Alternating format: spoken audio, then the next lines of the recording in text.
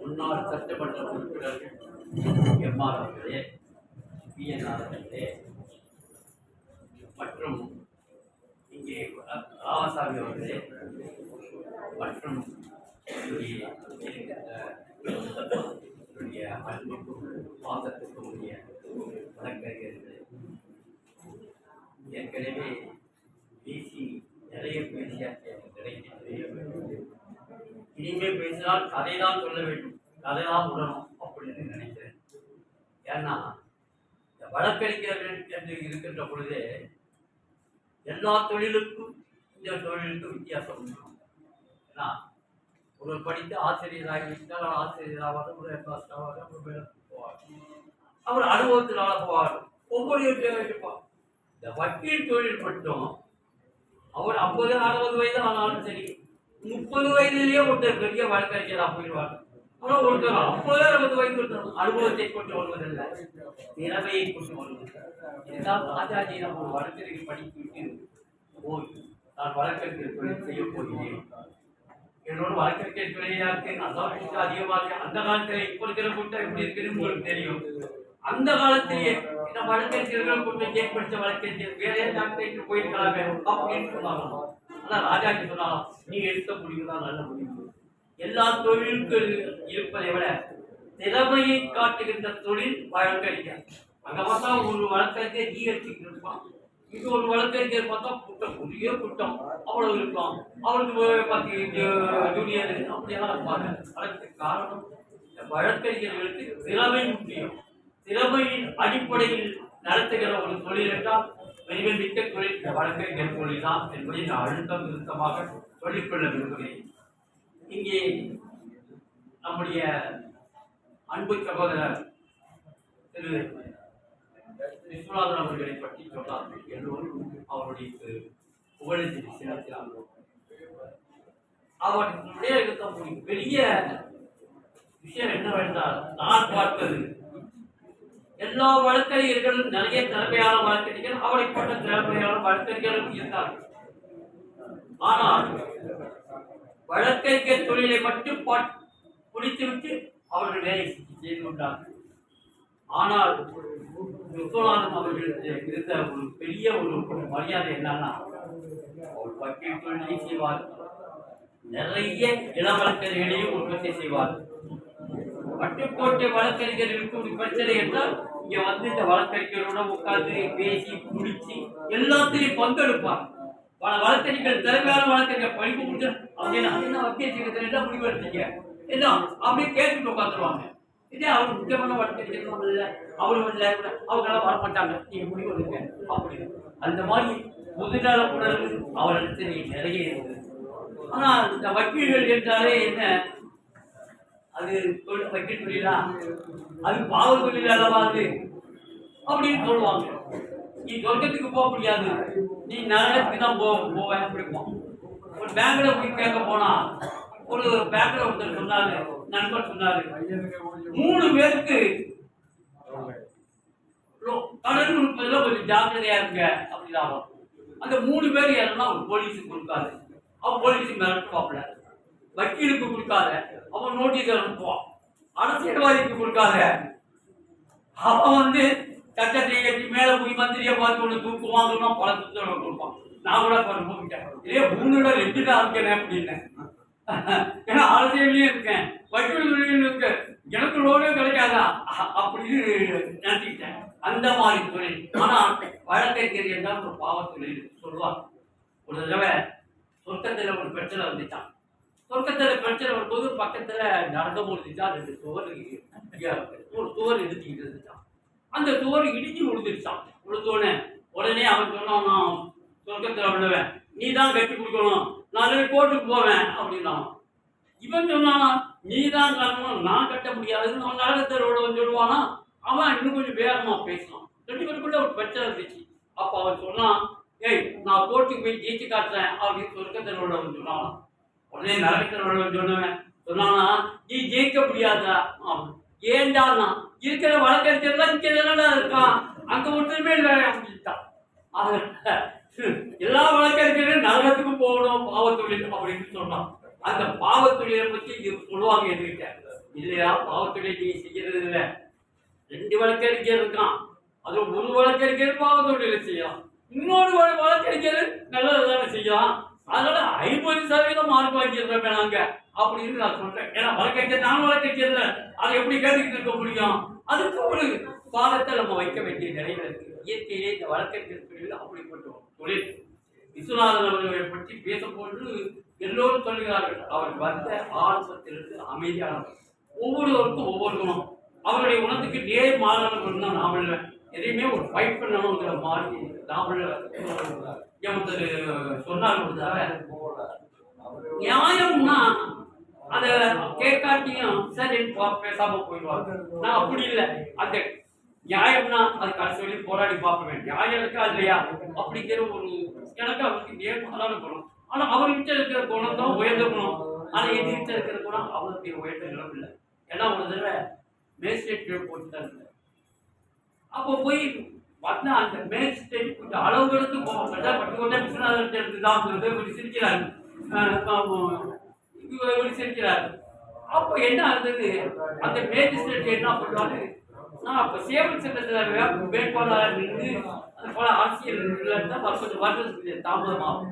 அப்ப இந்த புஷ்பராஜ் கிட்ட கொடுத்து நீ இதை பார்த்துக்க, 370 பெட்டிஷன் அவர் என்ன சொன்னாரு, இந்த 370 பெட்டிஷன் கொடுக்குற ஏன் சீனிவாஸ்கர் சொல்ல வேண்டியதானே.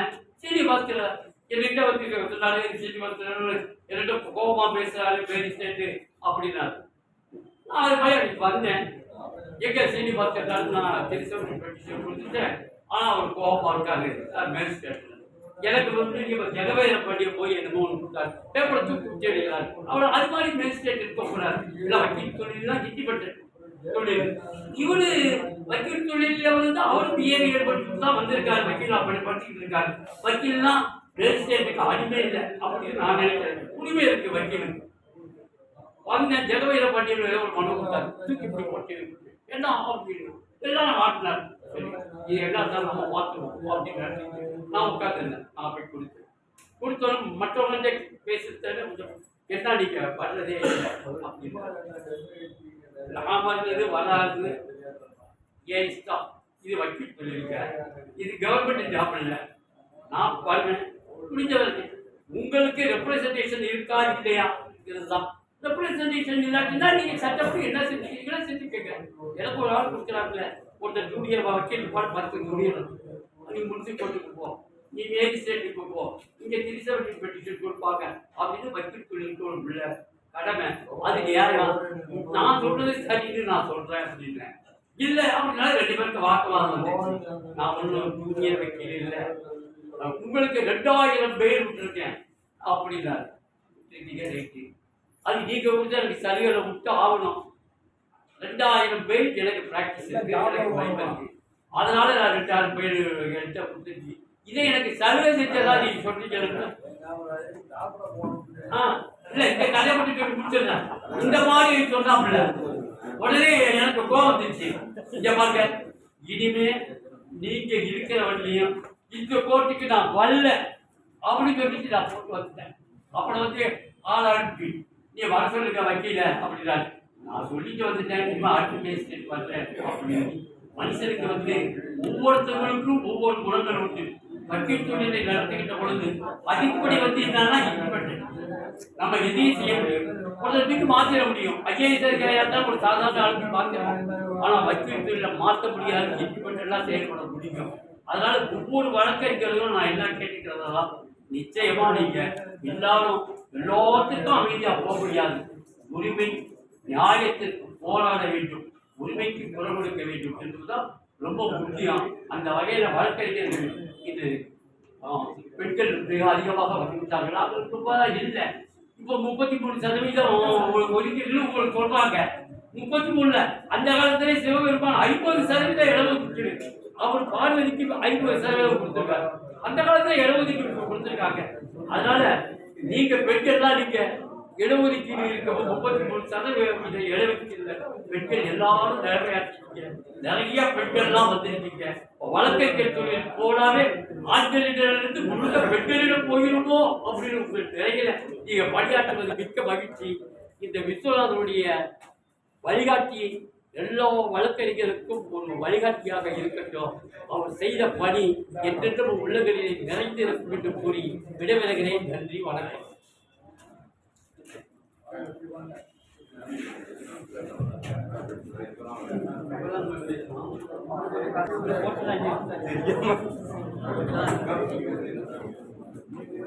முன்னாள் சட்டப்பேரவை உறுப்பினர் நம்ம சங்க மூத்த உறுப்பினர் அண்ணன் பிஎன்ஆர் அவர்கள் கோலஞ்சலி.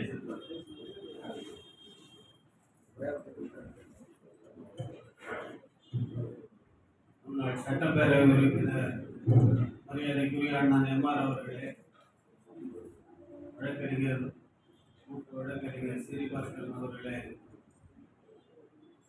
வழக்கறிஞர் ராமசாமி அவர்களே, சக வழக்கறிஞர் மக்களே, நண்பர்களே, அன்பிற்குரிய சர்வேயர் ராமச்சந்திரன் அவர்களே, அத்துணை பேருக்கும் முதற்க நன்றி கலந்த வணக்கத்தை தெரிவித்துக் கொள்கிறேன். காலம் கடந்துவிட்ட காரணத்தினால் ஒரு வார்த்தை சொல்லி அஞ்சலி செலுத்தி நிறைவு செய்கிறேன். இங்கே பேசிய வழக்கறிஞர்கள் அத்துணை பேரும் அவர் வழக்கறிஞராக எப்படி தன்னுடைய செயல்பாட்டை வைத்திருந்தார், எப்படி அந்த வழக்கறிஞர் துறையை பொதுமக்களுக்கு பயனுள்ளதாக ஆக்க வேண்டும் என்பதை செயல்படுத்தி காட்டினார் என்பதை பல்வேறு கோணங்களில் தங்களுக்கு தெரிந்த அத்துணை வகையிலும் எடுத்து சொன்னார்கள். இதையெல்லாம் எண்ணி பார்க்கின்ற போது அவர் ஒரு பெரிய யானை போல இருந்திருக்கிறார். ஒவ்வொருத்தரும் ஒவ்வொரு சிறப்பை அவரை பற்றி எடுத்து சொன்னார்கள். எனக்கு மன நிறைவை தந்தது. ஏனென்று சொன்னால் அவர் என்னை பொறுத்தவரை நான் அவரோடு தொழில் ரீதியாக பழகாவிட்டாலும் எனக்கு மாறல் கைவிட்டவர். நான் சட்டமன்ற உறுப்பினராக இருந்த தருணத்தில் எந்த ஒரு முயற்சியாக இருந்தாலும் அவரை ஆலோசித்து கேட்டுக்கொள்வேன்.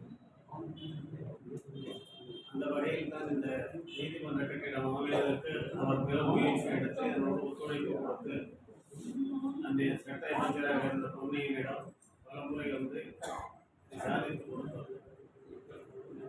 அது மட்டுமல்ல, நீதிமன்றத்துறையை தாண்டி வேறு ஒரு செய்தி ஒன்று உங்களிடம் சொல்ல வேண்டும். இந்த பட்டுக்கோட்டை தொகுதியில் மட்டும் 300 ஆசிரியர்கள் மகளிர் இருக்கிறார்கள். தெரிந்து கொள்ள வேண்டும், பெரும்பால் வழக்கறிஞர்கள் இருக்கிறீர்கள். 300 ஆசிரியர்கள் மகளிர் இருக்கிறார்கள். இந்த திட்டம் அப்பொழுது இந்தியாவில் கொண்டு வந்தார். ஆசிரியர் பயிற்சி ஒரு 250 தொகுதிகள் பள்ளிகள் புதிதாக ஆசிரியர் பயிற்சி உருவாக்கினார்கள். அது ஒரு தொகுதிக்கு ஒரு ஸ்கூல் போறாங்க. 234 தொகுதி முடிஞ்சு போன பிறகு 16 பள்ளிக்கூடம் மீதம் இருந்தது. எனக்கு மாறல் கைடாக இருந்த விஸ்வநாதனும் ராசாங்காட்டில் ஒரு ஊராட்சி மன்ற தலைவர் இறந்து விட்டார். விஸ்வநாதனும் நமது தொகுதியில் இன்னும் கொஞ்சம் நிறைய பள்ளிகளை கொண்டு வந்தால் பெண்கள் படித்து ஆசிரியர் ஆவதற்கு ஏதுவாக இருக்கும் என்று என்னிடம் ஆலோசனை சொன்னார்கள். அதன் பேரில் இவர்கள் இருவரையும் அழைத்து கொண்டு நான் சென்னை சென்றேன். சென்னை சென்று நான் முத்துசாமி இருக்கிறாரே, அவருடைய ஆலோசனையின் பேரில் ஒத்துழைப்பின் பேரில் அன்றைய கல்வி அமைச்சர் அரங்கநாயகத்தை சந்தித்தோம். யூனிவர்சிட்டி கெஸ்ட் ஹவுஸில் சந்திச்சு எத்தனை பள்ளியும் தொகுதியில் இருக்கிறாரு நான் கிண்டலா கேட்கிறாருன்னு நினைச்சு என்ன ஒன்று கொடுத்துட்டீங்க எனக்கு boys high school Pattukkottai, girls high school Pattukkottai கேட்டு இல்லை சொல்லியா எத்தனை தொகுதி எத்தனை பள்ளிக்கூடம் ஐயா இருக்குன்னு கேட்டேன். மதுப்பூர் ஒன்று இருக்குது, ஆலத்தூர் ஒன்று இருக்குது, கேசங்காடு ஒன்று இருக்குது, பட்டுக்கோட்டையில் ஒன்று இருக்குது, 4 ஸ்கூல் இருக்குது. இன்னும் வேறு இருக்குது, அதிராமணத்தில் இருக்கான்னு கேட்டார். இல்லைன்னு இந்த 4 ஸ்கூலுக்கு எடுத்துக்க ஐயா. இதுக்கு எனக்கு அட்வைஸ் பண்ணார். யாருன்னா சொன்னார் 2 கேசங்காடு பிரசிடென்ட் விஸ்வநாதன் வழக்கறிஞர் அவர்களால் இன்னைக்கு 300 ஆசிரியர்கள் 35 ஆண்டுகளாக டீச்சராக இருக்கிறாங்க. அதில் தன்மை பதவி அங்கே இருக்கு. இன்னைக்கு சிஓ ஏஇஓவாக இருக்காங்க. இன்னைக்கு அப்படி ஒரு சமுதாயத்தை தாண்டி வழக்கறிஞர் தொழிலை தாண்டி இந்த சமுதாயத்திற்கு உதவி செய்ய வேண்டும் என்கின்ற நல்ல எண்ணம் இருந்தது. எனக்கு அந்த ஒத்துழைப்பை கொடுத்தார், ஆலோசனையை வழங்கினார். அவர் இன்று இல்லை. அது எண்ணி நான் மிக வேதனைப்பட்டேன். அவருடைய ஒரு 6 மாதத்துக்கு முன்னால் அவர் சோழிங்கநல்லூருக்கு போயிருக்கேன். இப்போ கூட அந்த மரணம் வந்து தேர்தலுக்கு முதல் நாளாக போயிடுச்சு. லேட்டாக நான் போயிருப்பேன். ஃபோன் பண்ணி கேட்டேன், வீரபாண்டியன் நான் சென்னைக்கு போயிட்டு இருக்கிறேன்னு. குணம் வர்றாரான்னு கேட்டேன். ஏன்னா நம்ம குடும்பத்தில் ஒருத்தரும் உணவுங்கிறதுக்காக கேட்டேன். குணம் வந்து சரி போகிறோம் நல்லதுன்னு சொல்லிட்டேன்.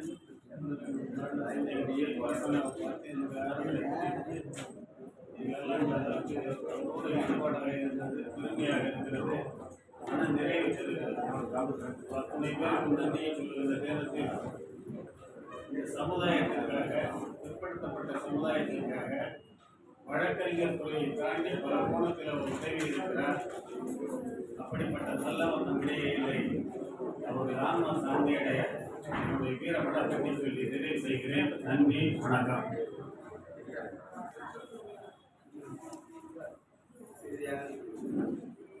சங்கத்தினுடைய மூத்த முன்னோடி உறுப்பினரும் ஐயா விவி அவர்களுடைய 2வது ஜூனியருமான திருவோணம் முன்னாள் சட்டப்பேரவை உறுப்பினர் அண்ணன் எம்ஆர் அவர்கள் கோலஞ்சலி செலுத்துவார். கடைசி எம்எல்ஏ என்ன மந்திரியா இருப்பாரு.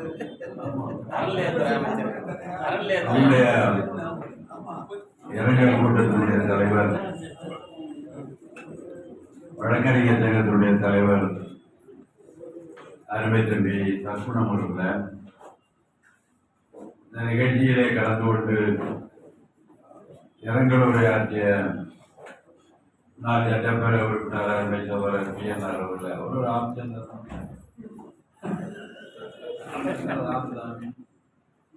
நம்முடைய வழக்கறிஞர் பாஸ்கரன் அவர்கள், தமிழ்நாடு வழக்கறிஞர் நம்முடைய வழக்கறிஞர் அருமை சகோதரர் ராமசாமி அவர்கள், நிகழ்ச்சியில அரசு வழக்கறிஞர் நம்முடைய ஆறுமுகம் அவர்கள்,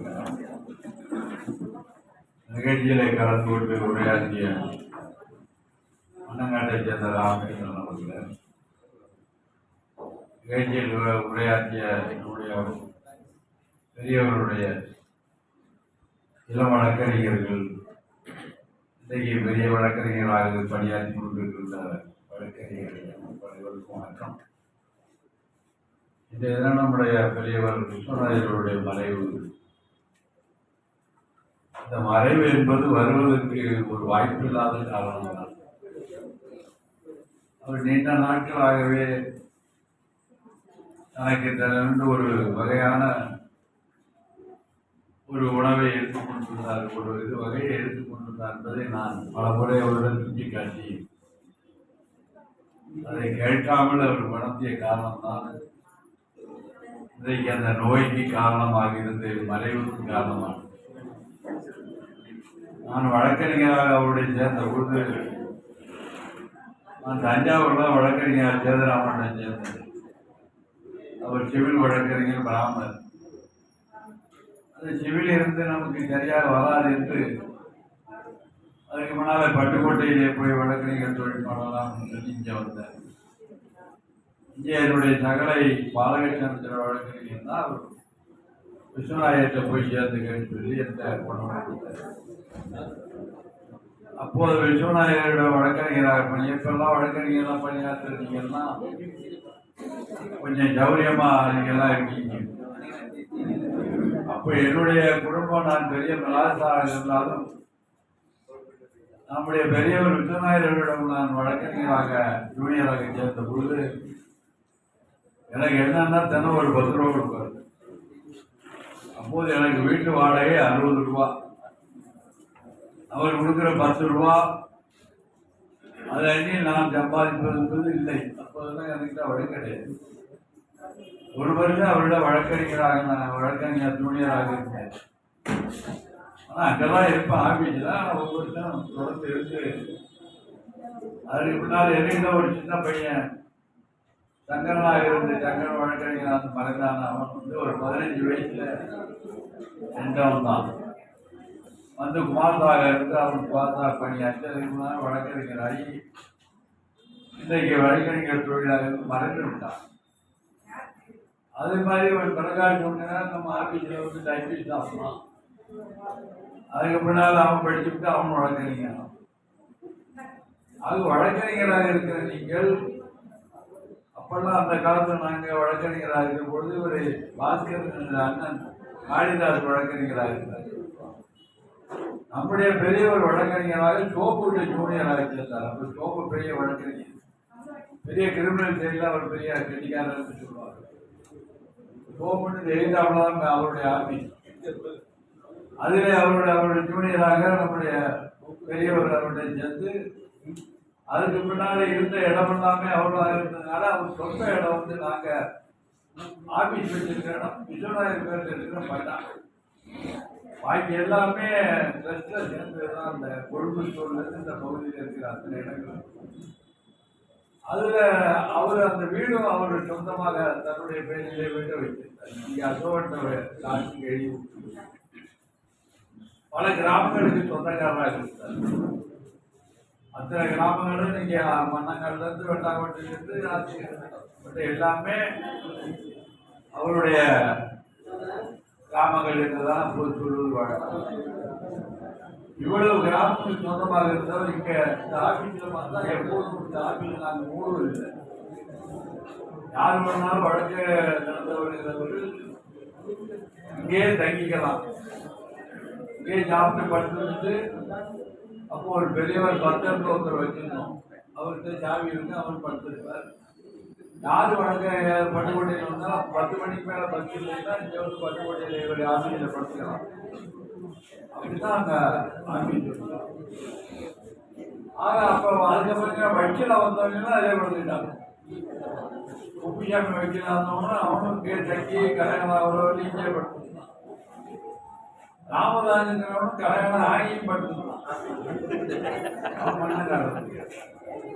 இந்த ஆபீஸ்ல இதை வச்சு படுக்கிறேன். நான் வந்து எப்போதுமே காலையில வந்து ஆபீஸ வந்து பார்ப்பேன். காலையில எந்திரிச்சோடனே நான் நேரம் எவரெஸ்ட்ல காப்பி குடிச்சுட்டு இந்த ஆபீஸ்ல உட்காந்து இந்து பேப்பர் படிச்சுட்டு இங்க மட்டும்தான் அப்ப இந்த லெட்டின் வந்து இந்த வெஸ்டர்ன் லெட்டின் இருக்கும். பாக்கெல்லாம் மஞ்சால் எடுக்கணும், அது கஷ்டமா இருக்கும். அதனால இங்க ஆபீஸ்ல இருந்து இங்க எல்லாம் மட்டும் தொட்டி கட்டி வச்சிருக்கோம். அதுல தண்ணியை நிரம்பி இருக்கும் பின்னாடி. அதுல குளிப்பாங்க வர்றவங்க போறவங்கலாம் அங்கே படுத்துருக்கலாம், எல்லாம் பண்ணலாம். இப்படி ஜூனியர் ஆகுதோடு இங்கே படுத்தோம்னா, அக்யூஸ் ஆகுதோடு படுத்தோம்னா, மர்டர் கேஸ் பண்ணினோம்னா இங்கே கண்டிஷன் பேர் போட்டு இங்கே படுத்துருக்கோம். இப்படியெல்லாம் இருந்துதான் வழக்கறிஞர். அப்போ வந்து நாங்க எங்கிட்ட வந்து பேப்பர் கொடுத்தா தான் அந்த அந்த அவருக்கு கேஸ் நடத்துவோம். ஆபீஸ்ல வந்து கொடுக்கணும், இல்லை வீட்டில் வந்து கொடுக்கணும். தெருவில் இருந்து வாங்கி வழக்கு நடத்துறது வழக்கு இல்லை. நாங்க அப்பதான் காளிதாசன் ஒரு பையன் மதுக்கூர்ல இருந்து ஒரு வக்கீல் ஒரு பையன் இருந்தான், முஸ்லீம் யாரும் தெரியும். அவன் மட்டும் ரோட்டில் நின்று பேப்பர் வாங்கியிருந்தான். அவனை எங்களுக்கு பிடிக்கல, ஒரு ஆள் போட்டு கூட ஒரு நாள் அடிச்சு போட்டாங்க. அப்படி வழக்கறிஞர்னா அதுக்கு ஒரு மரியாதை இருக்கணும்னு சொல்லி எங்கிட்ட வந்து சொன்னாதான் அந்த வழக்கை நாங்கள் நடத்துவோம். இல்லைன்னா வழக்கு நடத்த மாட்டோம். ரோட்ல எல்லாம் பேப்பர் வாங்குறது, கோர்ட்ல வந்து நிற்பா. இப்போ உங்க கிளைண்டர்லாம் கோர்ட்லாம் நிற்கலாம். உங்க வீட்டுக்கு ஒரு பகல் வருதுன்னா ஆஃபீஸ்க்கு வருது. இப்போ கோர்ட்டுக்கு மணிவர்த்தரை வந்து நிற்பா, உங்களை அங்கே பார்த்து பணம் கொடுக்காம போகிறது அப்படின்னு பார்ப்பான். அது எங்களுக்கு சொன்னது என்னன்னா, வழக்கு எங்கள் கேள்வி விடுதலை ஆகும். அப்போ சிலர் வந்து எங்களுக்கெல்லாம் மாலையெல்லாம் போட்டு பழங்கள்லாம் வாங்கி விட்டு கேட்டால் நாங்கள் விடுதலை ஆகிட்டோம்னு சொல்லிட்டு போகிறாங்க. அந்த காலத்தில் நடக்கும். சில பேர் போயிடுவோம் அப்படின்னா அவன் நீ ஃபீஸ் கொடுக்கலன்னு கேட்கக்கூடாது, அதுக்கப்புறம் அவன் மறுபடியும் வரமாட்டான். ஆகையினால அந்த மாதிரி சூழ்நிலை இல்லாதபடி வழக்கறிஞர் நடக்க வேண்டும் என்பது ஒரு காலம்.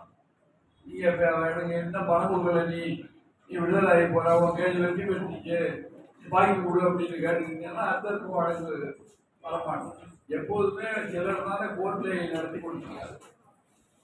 ஆக அந்த மாதிரி சூழ்நிலையில் இல்லாம இப்போ உள்ள காலங்கள் வேற, அப்போ உள்ள காலம் வேறு. இப்ப நீங்க எல்லாம் யூனியன் வந்து எப்படி குடும்பத்தை காப்பாற்றுறது சம்பாதிக்கிறது என்பது கஷ்டம். அப்ப நாங்க கொஞ்சம் பேர் தான் இருப்போம் கட்சி. அதுல இங்க வந்து வெஜிடேரியன் தான் போடணும், வெளியே விருந்தெல்லாம் வைப்பாங்க. அப்ப வெஜிடேரியன் தான் போடணும்னு வச்சிருந்தாங்க. அப்ப நான் தான் அவரு சோமசுந்தரம் சண்முகம் ஒன்று பெரிய வச்சிருந்தார், தரவை ஒன்று இருந்தார்.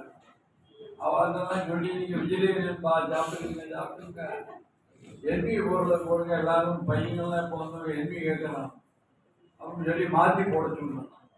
அப்புறம் மாற்றி எண்ணியாக போடுற காலம் கொண்டு வந்து அது மாதிரி நம்ம அதில் என்ன பண்ணுவோம், பட்டுக்கோட்டை வச்சுக்க நேரத்தில் தலைவர்கள் தேர்வு என்பது ரொட்டேஷன். யாருக்கு கொடுக்கணுமோ அந்த சீனியாரிட்டி படி தலைவரை கொடுத்து செயலாளர் போடுவோம். இந்த போட்டி வச்சுக்கிறது இல்லை. அப்போ யாருக்கு முன்னாடி சீனியராக இருக்காங்களோ அவங்களுக்கு அந்த பதவியை கொடுத்து அப்படி கொடுத்துட்டே வருவோம். சண்டை இல்லாமல் பாருங்க. இந்த பார்ல பார்த்தீங்கன்னா பெட்சம் போட மாட்டோம் ஜட்ஜிகள் மேலே. பட்டுக்கோட்டையில் ஒரு வழக்கம், ஜட்ஜிகள் மேலே பாய்க்கூடலாம் பெட்சம் எழுதி போடுவாங்க. அவர்கிட்ட காசு வாங்குறாங்க, அவர்கிட்ட எழுதி பண்ணுறாங்க. ஆனால் பட்டுக்கோட்டை சங்கத்தில் போட மாட்டோம்.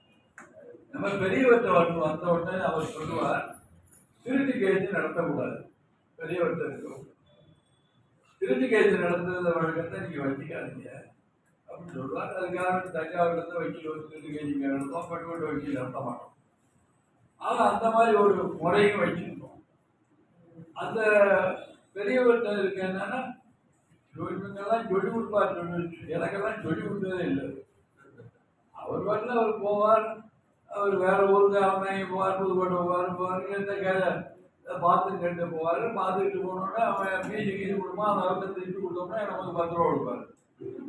இது அப்ப நடந்த விஷயங்கள். ஆனா அதுல இருந்து அவர் என்ன ராமச்சந்திரன் சொல்லித்தான், எம்ஆர்ட்ட சொல்லித்தான் யூனியர் வரணும். யார் குப்பியாம இருந்தாலும் போய் எம்ஆர்ட்ட சொல்லிட்டு வாங்க, அவர் சேர்த்து வைக்கணும், நான் சேர்த்துக்குவேன் அப்படின்பார். இன்னைக்கு அப்படிதான் அவன் குடும்பம் என்ன கேட்டுதான் நடக்கணும். இன்னைக்கு கூட அவங்க சகோதரிகள் யாரா இருந்தாலும் எம்ஆர்ட்ட போய் ஒரு வார்த்தை சொல்லிட்டு வா அப்படின்னு சொல்லுவார். அது வழக்கம். அவர் பையனை கூப்பிட்டு சொன்னார், யார் சொன்னாலும் கேட்காத, எம்ஆர் சொன்னாலும் கேட்கணும்னு சொல்லி போயிருக்காரு. இப்படியெல்லாமும் படித்த ஒரு குடும்பமா நாங்க வக்கீல்கிற போல இல்லை. வக்கீல் தொழில் நம்மளா தெரிஞ்சுக்கிறது தான், சொல்லிக் கொடுக்க முடியாது யாரும். நீங்க கோர்ட்ல இருந்தால்தான், கோர்ட்ல எப்போதும் இருந்தால்தான் கோர்ட் தொழிலை தெரிஞ்சுக்க முடியும்.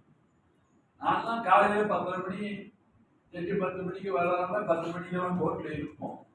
நாம எம்எல்ஏ போற வரையும் கோர்ட்ல 10 மணினா 10 மணிக்கு இருப்பேன். கோர்ட்டு முடிகிற வரையும் மத்தியானம் கூட அங்கதான் படுத்திருப்பேன். கோர்ட்டோட அந்த கவனை தலைக்கு வச்சுக்கிட்டு அந்த பெஞ்சில் அங்க ஆஸ்பத்திரி இருக்கிற கோர்ட்ல படுத்திருப்போம். அப்ப கேள்வி வர்றவன் வந்து பார்ப்பான், கொடுப்பான். அப்பதான் வளர முடியும். ஆக கோர்ட்ல எப்போது இருந்தாலும் வழக்கு நமக்கு தன்னால வரும். நீங்க போனோடனே காணி விட்டோன்னா அவன் வீட்டுக்கு போய் அவன் வேற வேலையை பார்த்துக்கிட்டு இருந்தேன்னா வழக்கை நீங்கள் ஆக முடியாது. இது எங்க பெரியவர் தந்த காலத்துல அவர் சொல்லிட்டு போயிடுவார், நாங்கள் போய் பார்க்கறது வழக்கம். அது எனக்கு முந்தைய ஒரு தியாகராஜன் இருந்தார், அவர் சிங்கப்பூர்ல பெரிய பணக்காரர். அவர் வந்தோடனே ஒரு அப்படி சுற்றி சுற்றி பார்ப்பார். யாராவது ஒரு கேள்விக்காரன் வந்தோடனே அவன் ஒரு ஸ்பீச் கொடுப்பான், அதை வாங்கி அவர் பயிர் வச்சுக்கிட்டு பெரியவர்கிட்ட கொடுக்க மாட்டார், போயிடுவார். அந்த மாதிரி அவர் இருப்பார். அவர் நான் அப்படி கிடையாது, நான் எல்லாமே நான் தான் பார்க்கணும், நான் தான் இருப்பேன், அவர் போயிடுவார். ஆனால் அதுக்கப்புறம் பிள்ளைகள்லாம் டாக்டர் ஆகி இன்ஜினியர் ஆகி அவங்க பெருசாகி பெருசாக வளர்ந்துட்டாங்க. அதனால பெரியவர்கிட்ட இருந்தவர்கள் அவங்க தான் நல்லபடியாக இருக்கணும், நல்லா அவங்களுக்கு கோர்ட்டில் எப்படி நடந்துக்கணும் அது சொல்லுவார். தவிர எப்படி கிராஸ் பண்ணணும்னு சொல்ல மாட்டார், எப்படி கேஸ் நடத்தணும்னு சொல்ல மாட்டார். நம்மளாம் அது நம்மளாம் தெரிஞ்சுக்கணும். இப்போ நானே ஜன்மவேந்திர ரெண்டு வந்தார், இன்னும் 2 முறை பண்ணியிருந்தோம் தான் அப்படி சிஎஸ்டிஆகி பெருசாகும். ஜன்மவேந்திர வந்தார், வந்தோம்னா அவருக்கு நான் பணம் கொடுக்க மாட்டேன், அவர் 10 ரூபா கொடுப்போம். அதை வச்சு அவர் குடும்பம் நடத்தி இன்னைக்கு பெரிய பணக்காரமாக இருக்காரு. அவர் டாக்டர் ஆகிட்டான், பையன் சம்பாதிக்கணும். ஆமாம், அது ஒரு பெரிய குடும்பம். அவர் கல்யாணம் நான் தான் பண்ணி வைக்கணும், வீரபாண்டிக்கு நான் தான் பொண்ணு பார்க்கணும், போய் கல்யாணம் பண்ணி வைக்கணும். அவனுக்கு வண்டி வாங்கி கொடுக்குறேன், இன்னும் அந்த வண்டியை வச்சுருக்கான். அவன் இவர் குப்பிசாமி கல்யாணம் பண்ணி வச்சு அவனுக்கு ஒரு வண்டி வாங்கி கொடுத்தா அவனும் வச்சுருக்கான். அந்த மாதிரி எல்லாருக்குமே இந்த எங்கள் ஆஃபீஸுக்கு வந்தவங்க எல்லாருக்குமே நிறைய பேர் ஆஃபீஸில் இருப்பாங்க. பெரிய ஒரு விஸ்வநாதன் ஆஃபீஸில் 20-25 பேர் ஜோடியர்ஸ் இருப்பாங்க, எதையும் பண்ண முடியும். ஆனால் அப்படிப்பட்ட சூழ்நிலையில் ஒரு அலுவலகத்தை நடத்தணும், அவங்களுக்கு உட்கார்றதுக்காக வேண்டிய இடங்கள், அவங்க படுத்துருக்கிறதுக்காக வேண்டிய உள்ள சலுகைகள், இவைகளெல்லாம் தந்து தான் விஸ்வநாதர் வளர்த்தாரு எல்லாரையும். வேற தனி வக்கீலா ஜூனியர் அப்படிங்கெல்லாம் ஒன்றும் கிடையாது. ஒரே குடும்பமாக தான் எல்லாம் வளர்ந்து எல்லாருமே பெருசாகி இன்னைக்கு இந்த நிலைமைக்கு வந்துருக்கு. நான் 89 நானே சட்டமன்ற உறுப்பினர் போனேன். அப்போ அண்ணாதுரையும் வந்தான் சட்டமன்ற உறுப்பினராக. அதுக்கு முன்னாடி அவன் வரல. அதுக்கு முன்னே 2 தடவை நான் நின்று வந்திருக்கேன், 7 தடவை நான் நின்றுருக்கேன் தேர்தல். இருந்தாலும் அந்த அதுக்கு பணம் கட்டுற பணம் அந்த இதுக்கு வேட்பாளருக்கு பணம் கட்டணும்ல, அதை இன்னும் கட்சி பெரியவர் தான் கட்டுவார். இப்போ எப்படி கட்டிங்களா? இப்போ இந்த எப்படி கட்டிங்களாங்க? இப்போ இப்போதான் நம்ம நிற்கிறீங்க. இப்போ கட்டினா தேர்தலுக்கு பணம் கொடுத்து எழுப்பிட்டார், அதான் அந்த வந்து விட்டுட்டு போனோம். ஆனால் அந்த மாதிரி பணம் அவர் பணம் தான் கட்டி தான் தேர்தலில் வேட்பாளர் நீங்கள் சொல்லி வழங்கணும், அவர் தான் கொடுப்பார். அதனால் அவருடைய வளர்ச்சியாக அவர் குடும்பம் அவ்வளோ பெருசு, அவ்வளோ பெருசு. வாடகையை வந்து இருந்தார், இவ்வளவு இடங்களை வைத்திருந்தவர். அந்த மனப்பான்மை எப்படி அவருக்கு வந்துச்சுங்கிறது ஆச்சரியம். நமக்கெல்லாம் இவ்வளவு சொத்தை இழந்துட்டு ஒரு வேலையில் இருக்கோம்னா எதிர்க்கணும். ஆனால் இவர் அதை தாங்கி கொண்டு அதிலே வாழ்ந்தார்னா அப்படிப்பட்ட மனப்பான்மை. நாங்கள் அவர் வெயில் இதில் படுத்திருப்பார், நான் கீழே விட்டு போட்டு ஜாப்பிகள் எங்கே வந்து படுத்திருப்பார் ரூம்லாம்.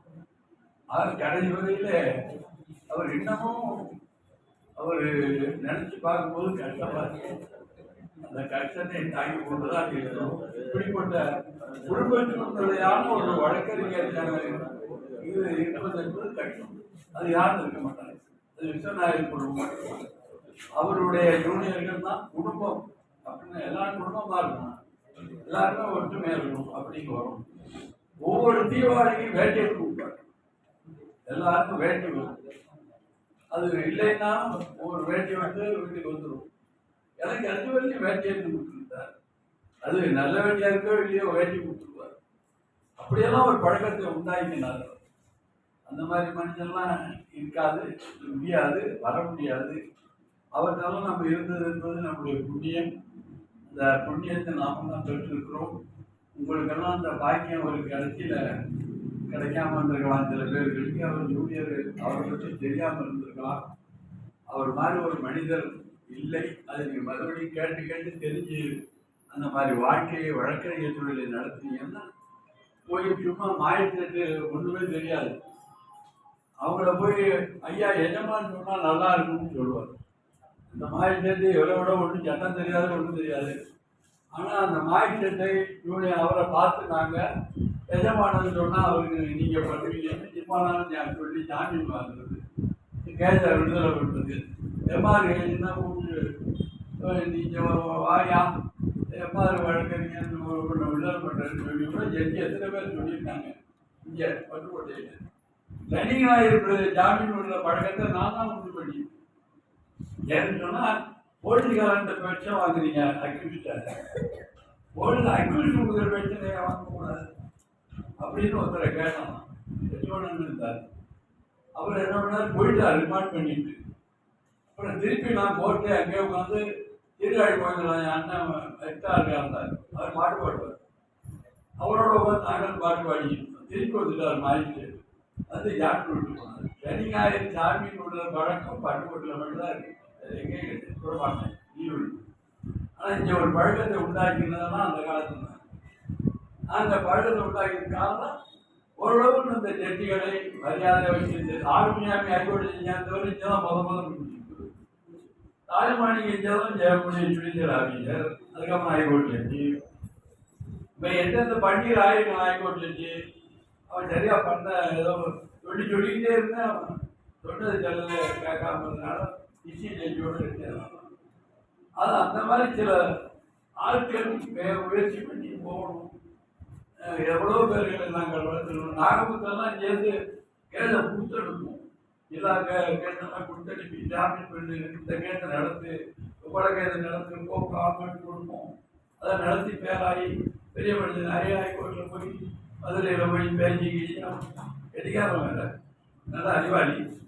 அப்படி வந்து அவங்க ஹைகோர்ட் செஞ்சாங்கன்னா பெரியவர் விஸ்வநாயகர் காலம் அவங்க அபிஜாமி ஜூனியராக இருந்தாலும் பெரியவர் விஸ்வநாயகர் தான் சீனியர்னு நினைப்பான். நாங்கள் எல்லா எங்கள் ஜூனியர் வீட்டு கல்யாணங்கிற முழுக்க நாங்கள் தான் நடத்திருக்கோம். ஒன்று அவர் நடத்துவார், இல்லைன்னா நான் தான் நடத்துவேன். எத்தனை பேருக்கு கல்யாணம் பண்ணி வச்சிருக்கேன்.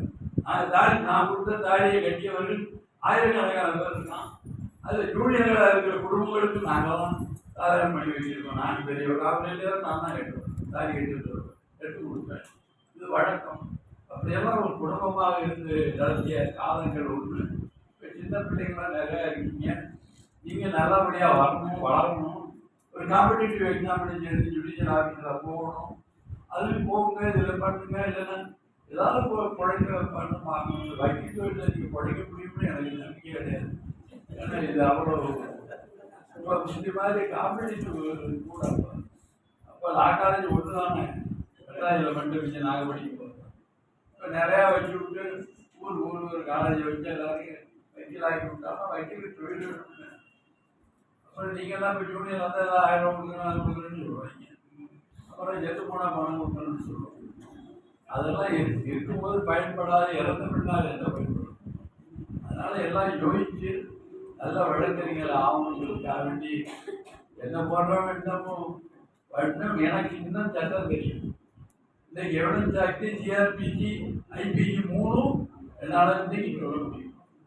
ஏன்னா இன்னமும் நான் நடைமுறையில் வழக்கறிஞர் பேர் பார்ப்பேன். இப்போது நான் நாளுக்கு கூட சில சமயம் சொல்லுவேன். அதெல்லாம் எப்படி நான் எல்லாம் ஞாபகம் வச்சிருக்கேன்னு அவங்க கேட்பான். அந்த மாதிரி ஒரு அந்த அதில் போய் நான் கிரிமினல் எல்லாம் சிவில் போக மாட்டேன். அந்த மாதிரி இருக்கும்போது அதில் தரவாக இருக்கும். காலையில் லார்விக்கு கிரிமினல் வந்தால் நீங்கள் உடனே வாங்கினோடனே படிச்சுக்கணும். படிச்சுட்டு அதை போட்டுட்டு அதுக்கப்புறம் நீங்கள் வேலை தான். நீங்கள் அப்புறம் படிச்சிங்களான்னா பிடிக்காது. நீங்கள் அன்றைக்கே படிச்சுட்டீங்கன்னா அந்த டிசிஷன் உங்களுக்கு தெரியும், அதுபடி போகலாம். சிவில் செய்தி எழுதுறவங்க உங்களுக்கு என்ன ரூலிங் இருக்கோ அந்த மாதிரி ப்ராசஸ் இருக்கும். இப்போ வயிற்றுலாத இருக்கா இல்லையா, அவன் அப்பா லட்சுமணன் அங்கே வச்சுட்டு இருந்தார். அவரும் குறைஞ்சி பக்கங்கள் எழுதுகிற ட்ரைன் எழுதுறது கொஞ்சமாக எழுதுகிற அப்புறம் சில பேர் நிறையா எழுதுவாங்க. 5-6 பக்கம் கொஞ்சம் ஒரே 2 பக்கத்தில் எழுதுகிற பிரார்த்தனை எழுதுறவர் லட்சுமணன். இந்த வயிற்றுலாத அப்பா அவனும் கிரிமினல் மாதிரி தான் அனுப்புவான். இப்போ சிவில் அவன் மாதிரி அளவுக்கு வித்தியாசம் மாதிரி கண்டு விடுவாங்க. ஏன்னா வேற மாதிரி ஏதோ பண்ணுவான். அது மாதிரி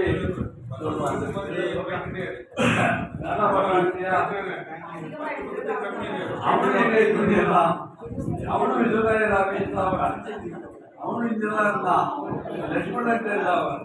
அப்புறம் படுகொண்டு மன்னார்குடி வைக்கிட்ட கலாச்சாரம் பண்ணிக்கிட்டு இன்னைக்கு ஒரு நல்ல சிறந்த வைக்கலாம் இருக்குன்னா ஒன்று வரமாட்டான், ஒழிஞ்சிருப்பான். ஆமா, அவனும் பெரிய வைக்கலா இருக்கும்.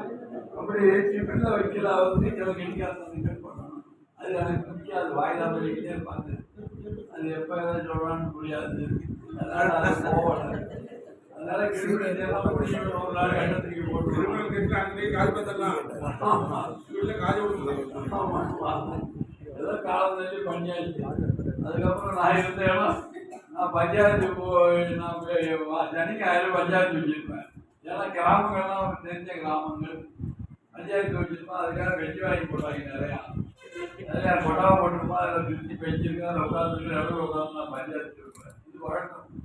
அது மாதிரி சொல்லிவிட்டு நீங்கள் விழுந்துக்கு அதை ராஜி பண்ணி விட்டு அப்படி பண்ணுறதுலாம் ஒரு காலம். பெரியவர் அது பண்ணுவார். பெரியவர் கொஞ்சம் என்னன்னா போஸ்ட்மெண்ட் பண்ணுவார். பஞ்சாயத்து ஓட்டே பண்ண மாட்டார். பண்ணிக்கிட்டே தள்ளிக்கிட்டே வந்தாருன்னா அவனா ராஜா போயிடுவோம். அது அந்த அது மாதிரி பண்ணுவார். கடிகாரம் எல்லாம் எனக்கு தெரியும்.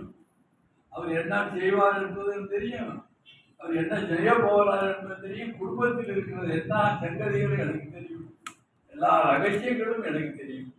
அப்படிப்பட்ட குடும்பத்தை நான் நடத்தணும். அவருக்கு எங்கள் குடும்பத்தில் என் குடும்பத்தில் ரகசியங்களும் தெரியும். அவர் குடும்ப ரகசியம் எனக்கு தெரியும். அப்படித்தான் நாங்கள் வாழ்ந்தோம். இதை வாழ்ந்து மறைஞ்சிட்டாங்க. நாங்கள் என்னன்னு பார்ப்போம். பின்னாடி நம்ம வாழ்க்கை எப்படின்னு போவோம். எல்லாரும் அவருக்கு இரங்கல் தெரிவித்து விடைபெறுகிறேன். நன்றி.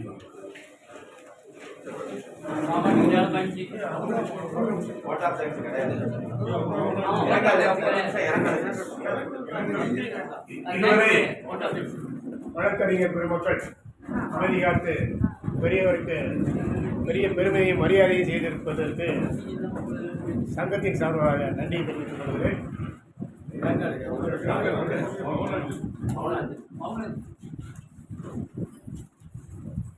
பெரியாரின் ஆன்மா சாந்தியடைய அனைவரும் 2 நிமிடம் மௌனாஞ்சலியை செலுத்த கேட்டுக்கொள்கிறோம்.